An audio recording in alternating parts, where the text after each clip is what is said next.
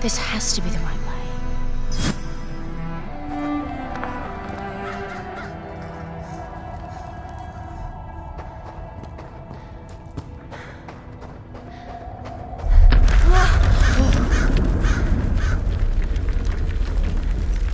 Before we continue, let's stop a moment and take a look at some of the key features of this demo.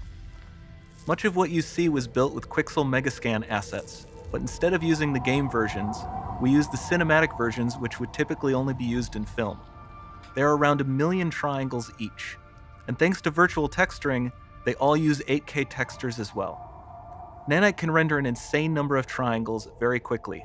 There are over 1 billion triangles of source geometry in each frame that Nanite crunches down losslessly to around 20 million drawn triangles.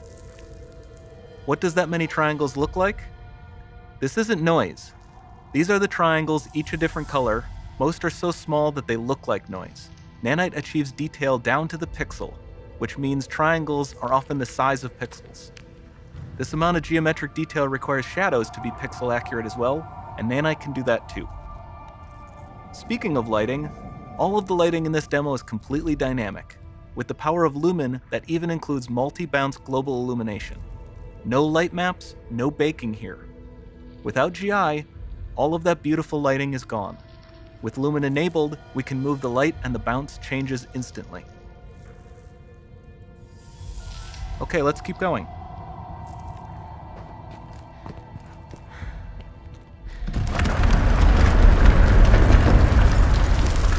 We've made some great additions to our audio system as well. Convolution reverb allows us to measure reverberation characteristics of real spaces, like actual caves that we sampled, and reproduce them in virtual spaces. Sound field rendering allows us to record and playback spatialized audio.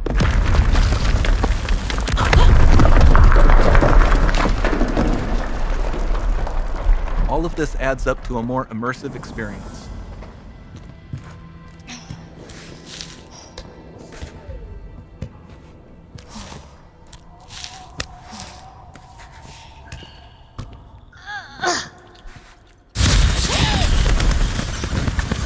This swarm of bats was created with our Niagara effects system.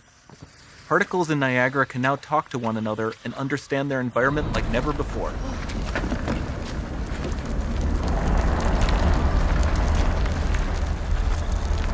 We've also added a ton of new functionality to run fluid simulations like you see in the water below.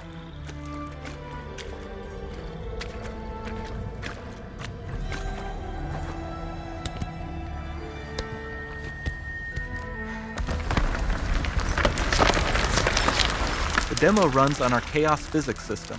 Here we are using it to accurately simulate the rigid bodies of the falling rocks and the cloth of her scarf.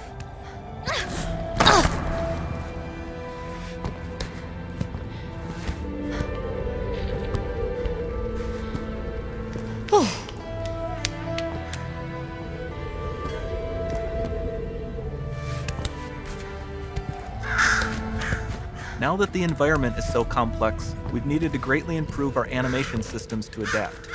We've added predictive foot placement and motion warping, which dynamically modifies IK and body position to look more natural. For the character to more realistically interact with the environment, we've added the ability to trigger seamless contextual animation events, like her hand on the door. Looks promising.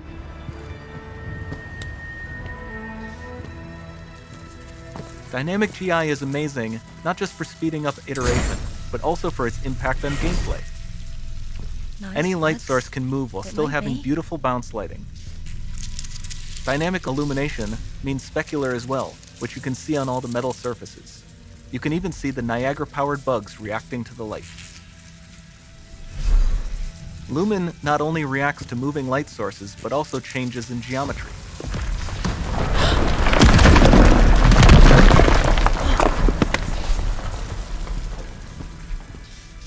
Remember we mentioned high poly assets?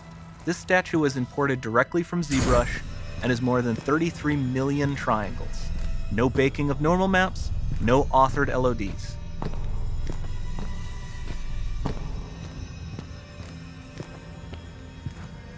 And we can do more than a single statue. There are nearly 500 of that exact statue at the same detail level placed in this room for a total of over 16 billion triangles from statues alone. Over this entire demo, there are hundreds of billions of triangles.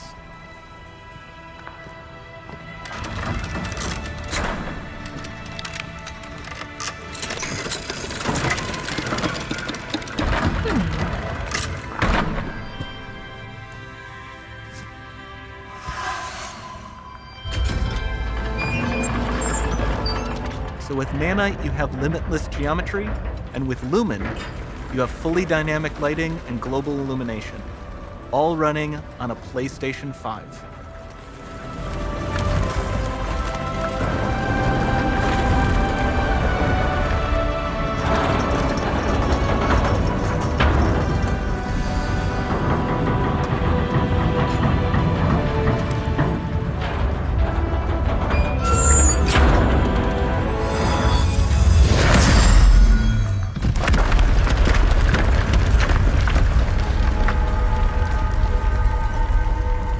There's not much time left. And this doesn't need to be constrained to small rooms. It can stretch all the way to the horizon. The portal, it's open. Don't fail me now.